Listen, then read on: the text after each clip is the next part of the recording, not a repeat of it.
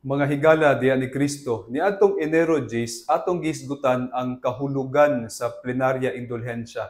Kining grasya nga gitanyag kanato niining tuig sa Jubileo 2025. Karon atong hisgutan unsa ang mga pamaagi aron makabot kini nga grasya.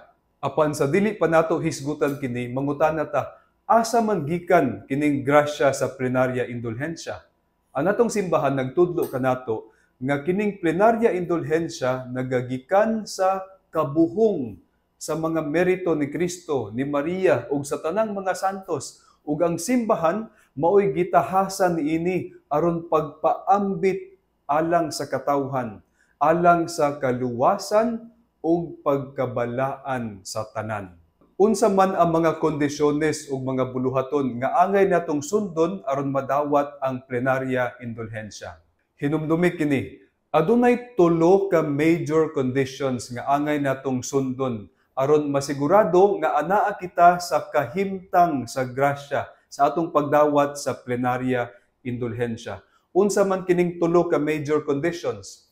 Una, ang pagpangumpisal. Ikaduha, ang pagpangalawat.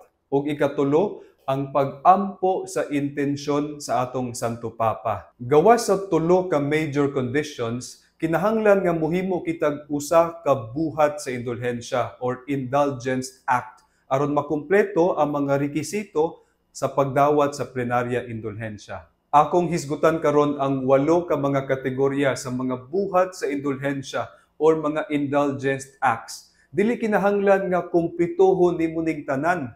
Mupili ra kag usa ka buluhaton plus katong tulo ka major conditions aron makumpleto ang gikinahanglan sa pagdawat sa plenarya indulhensya.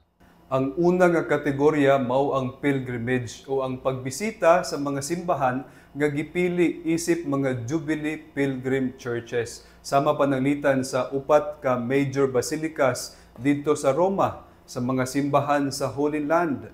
Apan sa matag diocese, ang obispo adunay gipili usab nga mga Jubilee Pilgrim Churches. Dinhi sa Diocese sa Dumaguete, aduna kitay siyam ka mga pilgrim churches nga pwede natong bisitahon.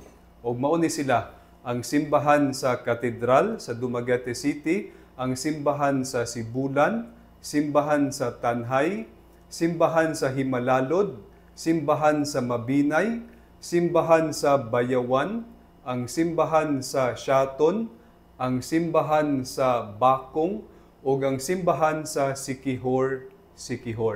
Kung dili ka sakop sa Diocese sa Dumaguete, paningkamuti nga ma-check nimo sa imong diocese kung unsa ang mga pilgrim churches nga pwede nimong bisitahon.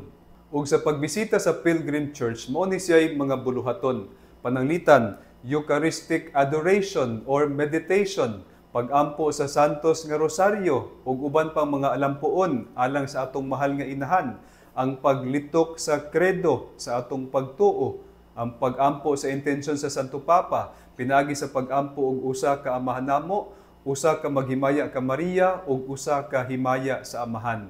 Ang ikaduha nga kategorya mao kini, ang pag-organize o pag-apil sa mga popular missions or mga spiritual exercises sa mapananglitan sa retreat or recollection or pag-apil sa mga formation activities nga nakafocus kabahin sa mga dokumento sa Second Vatican Council or sa Catechism of the Catholic Church.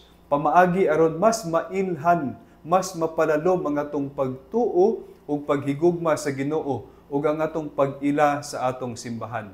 Pwede ni siyang buhaton diya sa parokya o diya ba sa inyong panimalay o dili ba kaha sa mga kasilinganan, sa mga organisasyon o sa mga katilingban. Ang ikatulo nga kategorya mao ni siyang gitawag nga corporal works of mercy o mga buhat sa kaluoy nga muhatag og paglaom diya sa atong katilingban. Adunay 7 ka buok nga gilista unya dili kinahanglan nga kumplituhon na siyang tanan. Mupili ra tag usa. Makonsider na siya nga indulgence act. Unsa man kining 7 ka mga buhat sa kaluoy? Una, pagpakaon sa gigutom. Ikaduha, pagpainom sa giuhaw. Ikatulo, paghatag og bisti sa mga hubo. Ikaupat, pag-welcome sa stranger. Ikalima, pagbisita o pag-ayo sa usa ka masakiton. Ikaunom, pagbisita sa mga binilanggo. Ug ikapito, ang paglubong sa mga minatay. Ang ikaupat nga kategorya mao ang pagbuhat sa mga spiritual works of mercy. Again, dili kinahanglang hutdon ni sila tanan. Mupili na tag-usa ka buhat niini. Unsa man ang mga spiritual works of mercy? Una, ang pagtambag sa nalibog. Ikaduha, ang pagtudlo sa ignorante. Ikatulo, ang pagmaymay sa mga makasasala. Ikaupat, ang paghupay sa mga naguol. Ikalima, ang pagpasaylo sa mga nakasala kanimo. Ikaunom, pagpaubos o pagpasensya, ilabi na ngadto sa mga nagdagmal kanato. Ug ikapito, ang pag-ampo alang sa mga buhi ug sa mga patay. Ang ikalima nga kategorya mao ang pagbisita ug ang paggahin og panahon ngadto sa mga nag-inusara o sa mga idaran, ngadto sa mga disabled nga mga tawo o si bisan kinsa nga nanginahanglan kaayo sa atong panabang.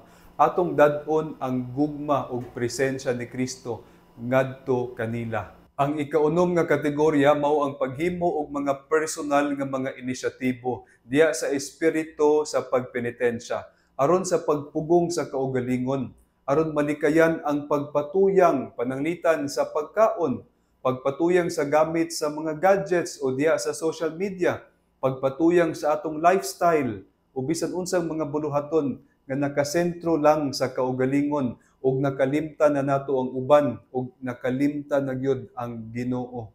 Ang ikapito nga kategorya mao ang paghimo og mga donations. Unya duha ni siya ka pamaagi. Financial donations o dili ba kaha ang pagpaambit sa imong panahon ug mga skills alang sa kaayuhan sa katilingban. Mga financial donations pananglitan paghatag og kwarta, pagtabang alang sa mga kabos nga mga pamilya, pagsuporta sa mga programa sa mga relihiyoso o mga parokya, o dili ba kaha pagsuporta sa mga programa aron mapanalipdan ang kinabuhi sa tanang ang-ang ug aspeto niini, ang pagtabang sa mga bata nga nanginahanglan og panalipod, ang pagtabang sa mga batan-on nga anaa sa kalisod, o dili ba kaha ang pagsuporta sa mga migrants, sa mga idaran o si bisan kinsa nga nanginahanglan sa katilingban. Ug ang ikaduha nga pamaagi kining pagpaambit sa imong panahon og mga skills in a voluntary way. Pananglitan kanang paghimo og coastal cleanup, mo-organize mo ni ana, o dili ba kaha paghimo og medical mission, ang pagpaambit sa imong gasa og mga talento, o dili ba kaha paglimpyo sa simbahan, sa bisan unsa nga pamaagi in a voluntary way aron mapakita ang atong personal nga commitment aron makahatag kitag paglaom sa katilingban. Ug ang ikawalo ug katapusan nga kategorya mao ang pagdawat sa papal blessing o ang panalangin gikan sa atong Santo Papa nga ipaambit kanato sa atong obispo. Ug mahimo ni siya sa mga espesyal nga mga panahon sulod niining Jubilee year nga himuon sa atong obispo diya sa katedral o sa usa ka pilgrim church. Now ang pangutana, kinahanglan bang mangumpisal kada adlaw? Kinahanglan bang mangalawat kada adlaw aron madawat nato ang grasya sa plenarya indulhensya? Matud pa sa atong simbahan, mas maayo nga makapangumpisal ug makapangalawat gayud kita sa adlaw nga diin buhaton nato ang buhat sa indulhensya. Apan dili gyud kini kinahanglan tungod kay pwede man nga 20 days before sa paghimo sa Indulgence Act or dili ba kaha 20 days after sa paghimo niini.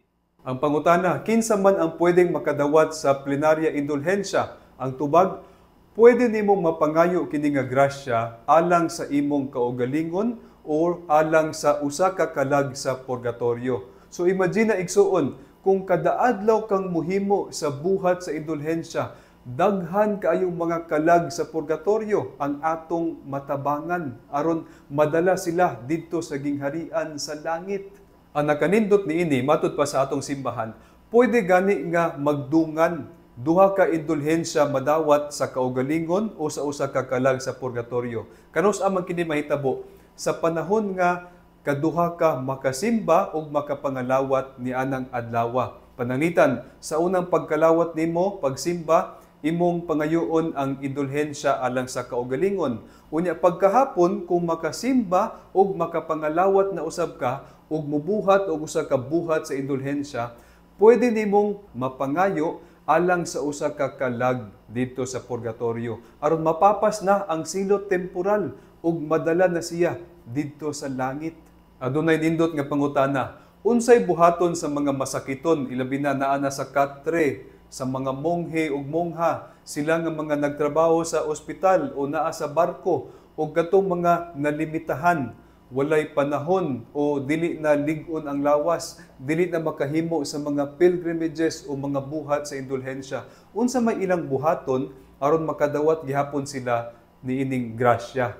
Matod pa sa atong simbahan, makadawat gihapon sila sa gasa sa plenarya indulhensya kung kinasingkasing o mapaubsanon silang maghinulsol sa ilang mga sala, kung hiusahon nila ang ilang espiritu diya sa mga kalihukan sa simbahan, kung ila gihapong buhaton ang mga kondisyones sa pag-ampo sa intensyon sa atong Santo Papa ug uban pang mga buluhaton sa pag-ampo ug pagtuo.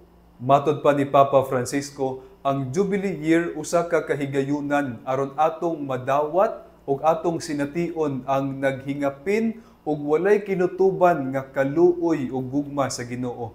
Dili unta nato ni usikan mga igsuon ug atong tabangan ng uban aron sa ingon ilag yung masinati ug madawat kining grasya sa gugma ug kaluoy.